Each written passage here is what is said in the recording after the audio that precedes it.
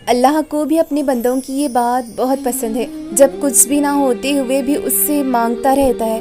طویل انتظار کے بعد بھی جب تمہارا دل اللہ کی دیری پر مطمئن رہتا ہے تو پھر اللہ ضرور تمہارے لیے کوئی ایسی راہ کھول دیتا ہے جس کا گمان بھی تم نہیں کر سکتے۔